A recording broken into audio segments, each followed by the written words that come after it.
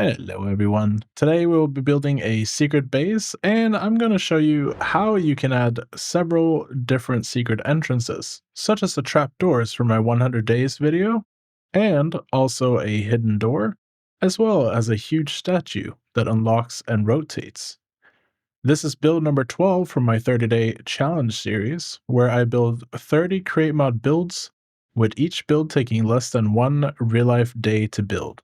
Every build also has to fit inside one of these 25 by 25 plots, and in the end I should have a small city or village filled with create builds.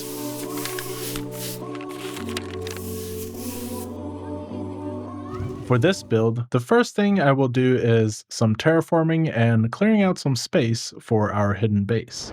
And there we go. I have now cleared out a big hole here, and I've also built up like a secret base.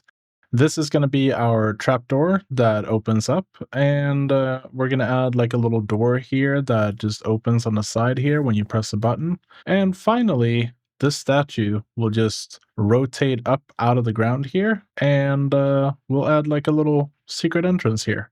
The first thing I'll show you is how to make the door for this little building here. So we need some super glue, and we're just going to glue this section right here.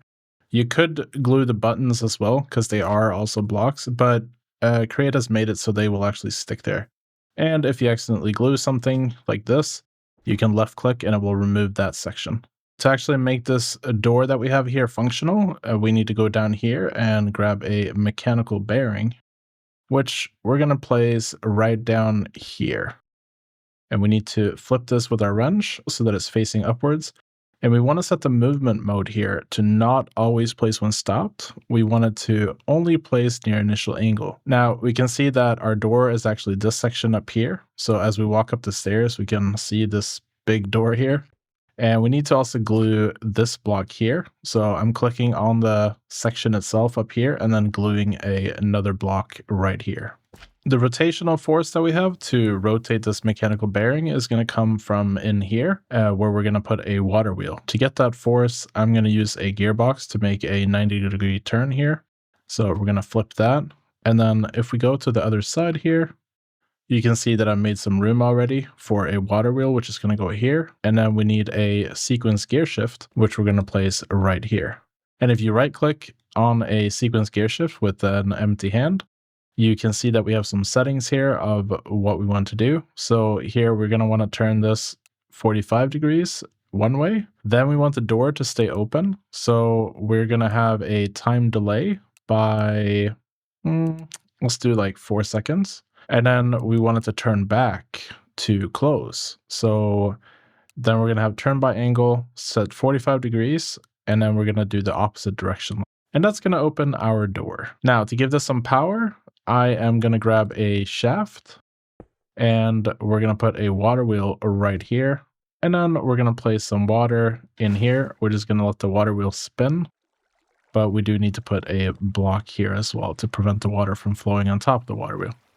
But yeah, you can see the water wheel is spinning and we are getting rotation now. However, the sequence gear shift here is preventing rotation until you get a redstone signal. So if we were to actually give this a redstone signal with the button, we can probably see that the door has opened, but we can see that the door is opening the wrong way. And if that happens with the sequence gear shift, we can just right click on the sequence gear shift here and we can change this to be reverse and this to be forwards. So now we're doing the opposite rotation here. And now if we give this a redstone signal, we'll see that it's opened outwards instead. And you can adjust the angle here if you want it to open a little bit more or maybe a little bit less. You can go in here and, tweak it very specifically to the exact degree that you want. For this, I am going to use a redstone link. So we're going to hold shift and right click with the redstone link. And it's also important that this one is set to receiver mode. So if we right click with the wrench on our redstone link, you can see that it gets this little parabola here. And that means it's in receiver mode. Now it's not in receiver mode, and now it's in receiver mode. So that's how you tell the difference. And we're just going to set this to like stone. The important thing is that our two frequencies here, which is a combination, that is unique. You could have it set to like stone gearbox. That could be your frequency. Or in this case, I'm just going to go stone. The important thing is that they're unique. This is going to receive a signal. And now we need to go into here where our door is. And I believe if we check our glue here, we can see where the door is. And I think there's a button right here on the opposite side. And we're going to place our redstone link there and set the signal to stone stone. And now this should receive a redstone signal when the button is pressed on the outside, and it will send that signal down here to our sequence gear shift. Now here on the outside, we can go up and we can press the button and our door opens. And that's how you make a secret door. For this next part, we're going to be opening this trapdoor here when a button is pressed. However, I wanted to show off some concepts before we get into this. So what we'll be doing is we'll be having the door itself that opens like this, right? And then we also need a moving part like this. And the important thing here is I'm using these encased chain drives to transfer power. So this block here is actually, inside the door when we're starting. So I need to move the entire chain drive and this rotational bearing or the mechanical bearing. I need to move all of that up. So we move up like this, and then from a second sequence gear shift, we'll send the actual rotation that holds the door. So I want it to pop out of the ground and then open, and then it's going to come back down into the ground. We'll be doing that soon. I just want to show it here separately so you can kind of understand the concept behind it. And then when this has opened, like when these doors are opening, we're going to have another sequence gear shift, which is going to handle the actual elevator. So it's going to go up like this, and then it's going to come down. To begin, we are going to need some power. So I'm going to take some water wheels and we're going to place them right here on the side. And I'm just going to place some stone on top, and then we're going to fill this with water right there. And now we have 512 SU of power. Then for the trapdoor itself, we're going to go ahead and place one stone here and one stone here. You could be making this trapdoor out of any blocks, but I'm using stone for this example. And then we're going to place a mechanical bearing like so, and we're doing the same thing on the opposite side. Basically, both sides are going to be mirrors of each other, so I'll be doing the same thing twice. But from here, I am going to go down 1, 2, 3, 1, 2, 3, like so. And then I'll be connecting this from the side like this. Since we're kind of in a tight space, I'm doing it a little bit differently here, but we're going to have this sliding up, and it's going to slide past this encased chain drive. So they're going to be giving rotation to each other, even if this slides up one more. And then here, I'm going to place sequence gear shifts on these. So our power is going to be coming from this side, going into here, and then around, giving power to these mechanical bearings. It's a little bit confusing, but hopefully you can follow along. Next, we'll be placing sticky mechanical pistons right here. And we need to make sure that these are rotated upwards like so. And we'll do the same thing on the opposite side. And we also need to make sure that they're rotated to the side so that the shaft is pointing out in this direction. Then you can add a piston extension pole under each one. We only need these to go up one block, so we only need one extension pole. Then to connect these, we're going to put our sequence gear shift right here on the side on either one. On this side, I am going to take an encased chain drive and I'm just going to go down like this. And that's going to go down to our elevator. And then on top of this, I'm going to place another encased chain drive like so. So you can see we have now connected this here so that it can get power. And then I'm going to take my wrench and we're going to right click on this chain drive so we can flip it, and then we can get power here. We're going to kind of replicate this on the other side. So we're going to go 1, 2, 3, just like so. And then we're going to take another chain drive like that. And then we're going to wrench this to turn it. Then we're going to put a shaft right here. To get this out of the way and just to transfer power a little bit, we're going to go out like that, put a gearbox there, then go across all the way over, and we'll put another gearbox here, and then connect this like so. And now we're transferring power from this side over to that side, And we kind of make sure that everything is running off of the same power so that we can more easily stay in sync. For our elevator, I want it to be the same size as the inside here. So it's going to be a 4x3. And to build that, we're just going to come off the edge here. And there is a little bit of a gap, so we're going to skip that one. And then we're going to go 3 in, just like so. And you can see it matches up with that.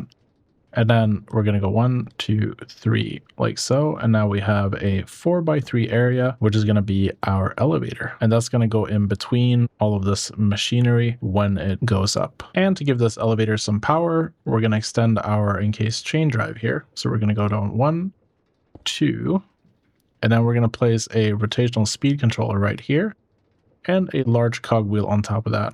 And now we're able to control the speed of the rotation down here. So we can set this to anything. We can set it really fast to 256, as you can see, or we can set it down to like 16 or something like this. And I think I'll set it to 32 for now. It's a little bit faster than the 4 RPM that we currently have. And then to transfer power to our elevator, we want to go with a gearbox right here. That's gonna do a 90-degree turn. And then we're gonna put a shaft right here, and then a sequence gear shift that's gonna control the movement when we get a redstone signal. And then we need to get a sticky mechanical piston, and we're gonna place it right here and make sure that it's rotated upwards like so. This is what's actually gonna push our elevator up to the doors up there. The distance here, you can actually tell that it's 7 blocks up that it needs to move. So in order to move those 7 blocks, we're gonna go 1, 2, 3, 4, 5, 6, 7. And is it actually 7? We have 1, 2, 3, 4, 5, 6, 7. And then it's going to go all the way up. We want to be careful. We don't want to activate this before we activate everything else, because then this is going to push up and break everything. So that can be kind of problematic with setups like this, is they are prone to breaking each other if you mess things up. Now it's time to hook up our redstone signals. So for all of these, we want to connect them. So hold shift and right click to place a redstone link. And then we need to right click to set it into receiver mode. And then for frequency 1 on all of these, I'm going to use a cog. And then for frequency 2, I'm going to use whatever it does. So for this one, we have a mechanical bearing. So we're gonna, put that as the second frequency here. And then we need to make sure that we do the same thing on the other side, because we want these to mirror, right? So we want these to activate at the same time. So we're gonna do the same thing. We're gonna put a cog and a mechanical bearing, just like so. And then down here, we have another frequency. We need to put it in receiver mode. And then we're gonna do cog and then stone here. And on the opposite side, we're gonna do the same thing. Put this into receiver mode, and then do cog for frequency 1 and stone for frequency 2. And then down here on our final frequency, we're just going to do cog and sticky mechanical piston and put that into receiver mode as well. Now we have redstone hooking everything up. That means we can control it with a stone, which I'm going to place right here. For testing purposes, we can put down some redstone links here. So we're going to have 1, 2, 3 redstone links. And then we're going to have 1, 2, 3 buttons. And then frequency 1 for all of these is going to be this one. And then we need 1, which is going to be our mechanical bearing. That's our top one up here. And then we're going to have 1, which is stone, and then 1, which is our sticky mechanical piston.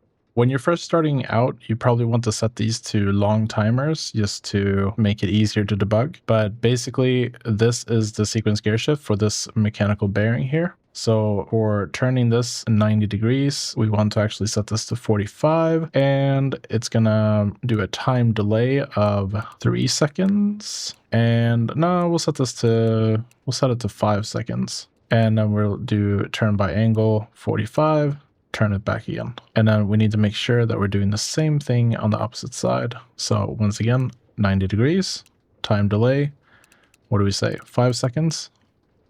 And then turn by angle 45 degrees, going back. And now you can test these individually. So we'll test the first one here. Oh, and we forgot one crucial thing, super glue. So we can glue here to here. And we need to glue here to here. And now we can glue these segments up here. Now we want to be careful so we don't glue these doors together. They need to be separate. And you don't need to glue the buttons because they stick onto there thanks to create. We also need to glue our elevator down here. So what you saw was everything unglued. And you also saw the stones like popping back into place right away.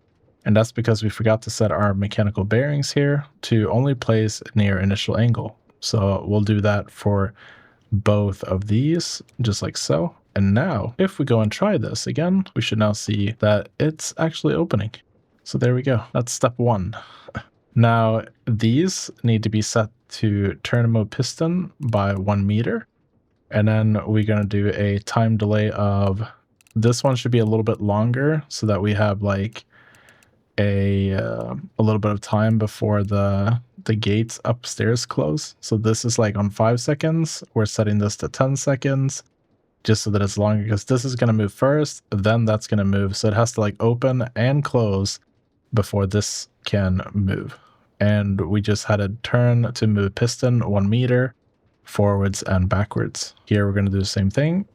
Turn to move piston 1 meter and then time delay. We're going to set that to 10 seconds.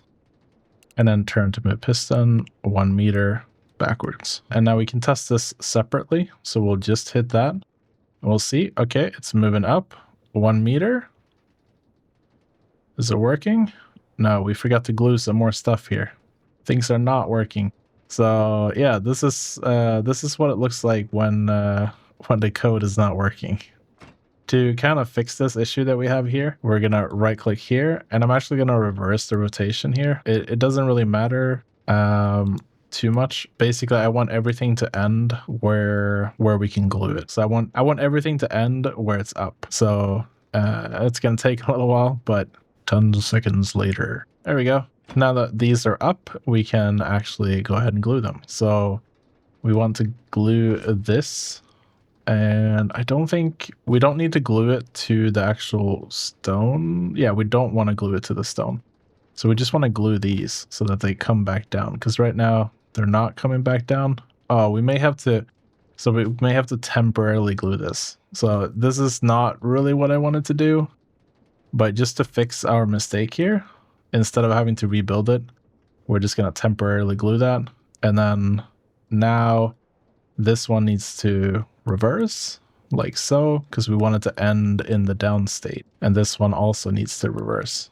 So we're trying to end it here in the downward state. So now both pushed up, but I mean, they're already at the maximum up. So nothing happened there. And then they're going to come down. And now everything is coming down. Now we need to be a little bit careful here. So we want to get rid of this glue that we have here at the top. So this box here, which connects our chain drives to the top here, we want to get rid of that. And I don't see glue here. That's so weird.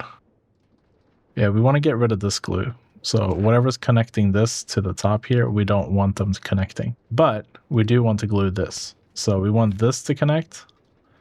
And we want this to connect. Because now we should be able to move those up and open the doors, and then the doors should come down, and then these should move down.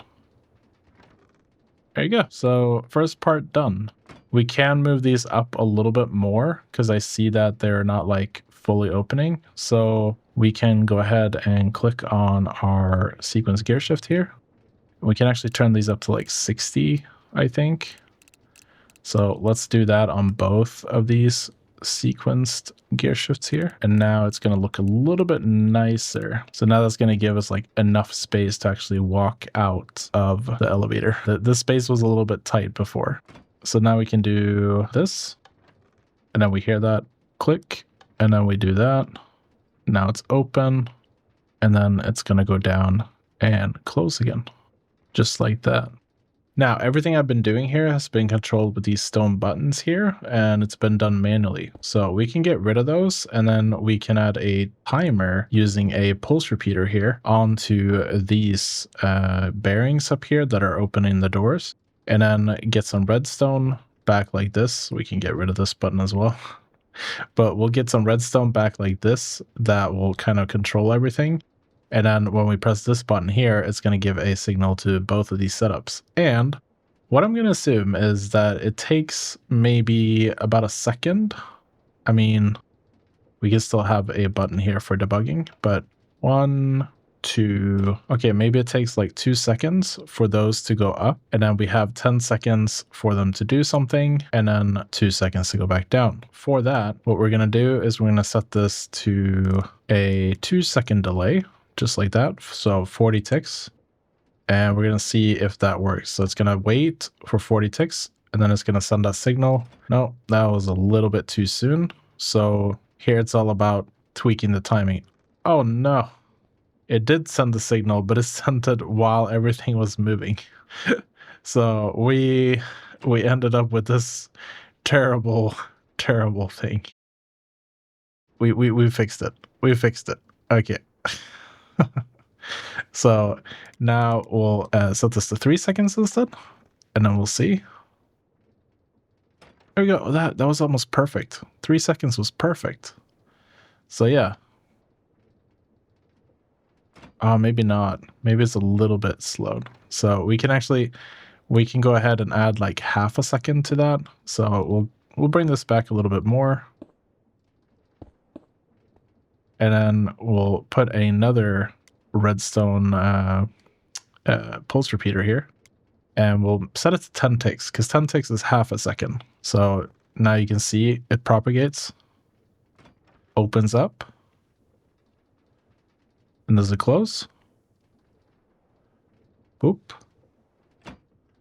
And then it should go down again. For the going down part here, we can make this a little bit tighter. So we can probably lower this to like 9 seconds, because I noticed that there's a bit of a delay. We could even like push it to like 8 seconds, but I don't know if that's going to be too quick. So it's all about tweaking the time here. There we go. And then it's going to go down. 1. Okay, there's like, I don't know. What we could do is we could add we could change this to 8 seconds, and then we add a time delay of half a second, and then we turn to move the piston here. So I will do that on both sides again, because I feel like it's not a full second. It's more like half a second that we need to adjust for here. So this is just like tweaking small things, getting it perfected. Okay, here we go. Okay, we seem to be good. Now, we can start working on this one. So we can turn this 5 meters and then turn it 5 meters the other way for debugging purposes. 5 meters shouldn't go all the way up, so then it shouldn't break anything. And we'll place a stone button back here, and we'll send a signal. Okay. So 5 meters the wrong way, and then 5 meters this way. So it was good that we tested it with this. And we can actually set this to like place only when anchor is destroyed, because then we actually have less risk of breaking something. So we'll bring this, oops, less risk of breaking something. Oops. So that's how you can break stuff right there. But I think if we run this, it should just fix itself. Maybe I'm making things worse. No. Okay. Yeah. It should just fix itself. So we kind of got lucky there. But if you're unlucky, it can really like break and push things around. So now, since we have it back down to the initial state, we can set this to place only when anchor is destroyed. That means it's going to go up all the way, but it's going to be contraption. And as long as it's a contraption, it has less risk of breaking everything, hopefully.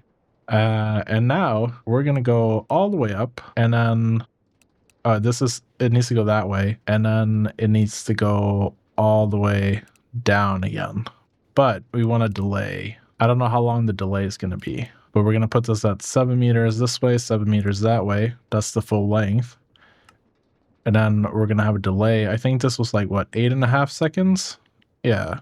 We could guess at like 5 seconds. And it should start, I feel like it should start as soon as like everything is triggered. Let's just bring redstone over here and then we'll start everything at the same time. So, boom. Here we go. Hey, perfect on the first try. And then go down.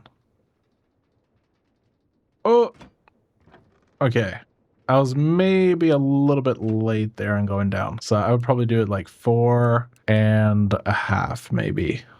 And then, yeah, we're going to put that at 7. And then we click this button right here. And now you can see, whoop, opens. And then if we stand on here, oh, we get crushed by the doors. Okay. So we need to go, we'll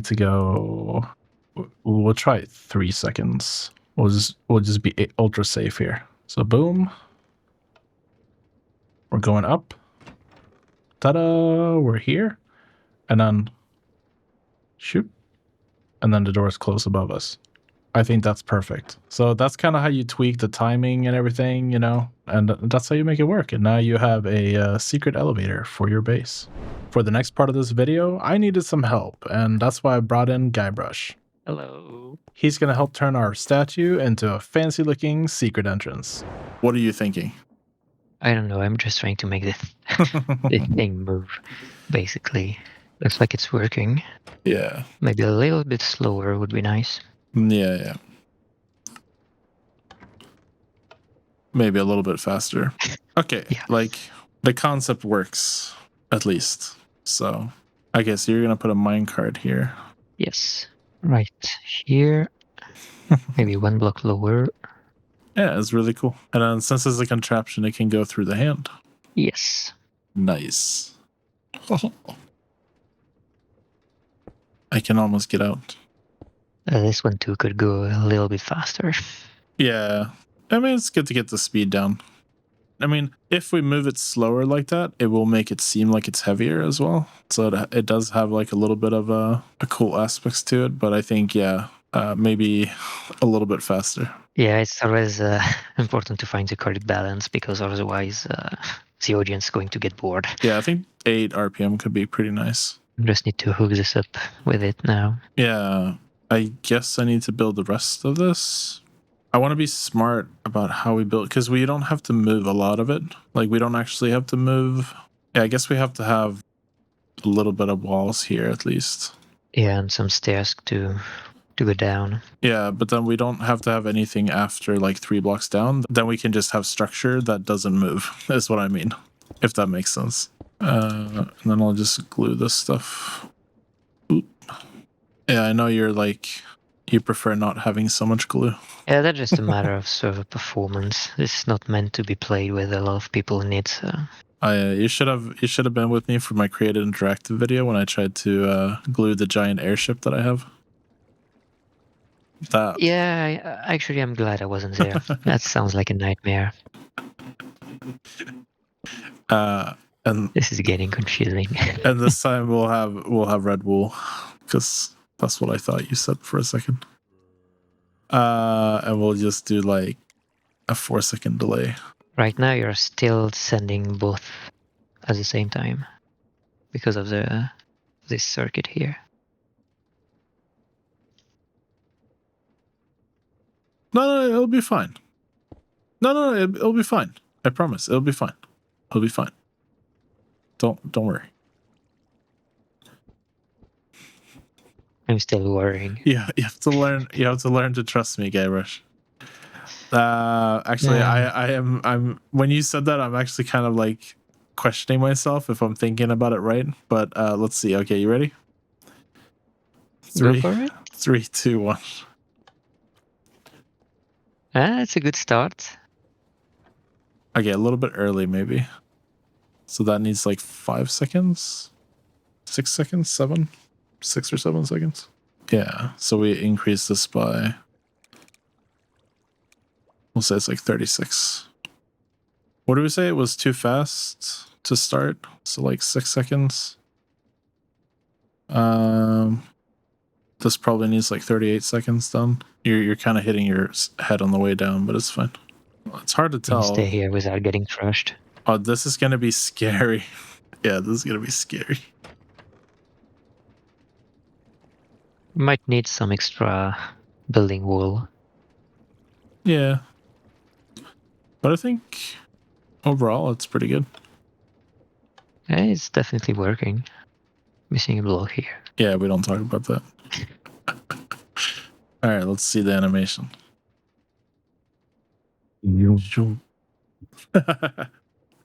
Yeah, very cool. Now, I just wanted to quickly explain what Guybrush did. So he made this contraption, which is that pole or pillar. And when you click it, it falls down like this. So you have this minecart contraption that falls down like so. And then once the timer is up, it's going to fly back up. And the basic concept that he's using here is he's making a bubble elevator with soul sand here. And then he has a dispenser with a bucket inside. And when he sends a redstone signal to that dispenser, it's going to pick up the bottom block of water here. And you need to have source blocks of water in order for a bubble elevator to work. And if you remove the bottom source block, then it's going to stop working. And the contraption will fall down. Or if you just have a minecart like I do, it will fall down. And then when you place the water back, it's going to fly back up. So that's the concept he's using to move this pillar up and down, as you saw. Well, I guess my people need me.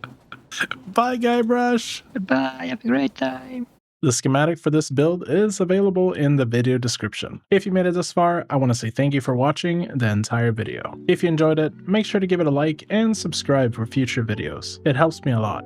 I also want to say thank you to all my Patreon supporters. You're amazing and allow me to pursue projects I didn't think were possible before. And to everyone watching, thanks again, and I hope you have a wonderful week. Bye bye.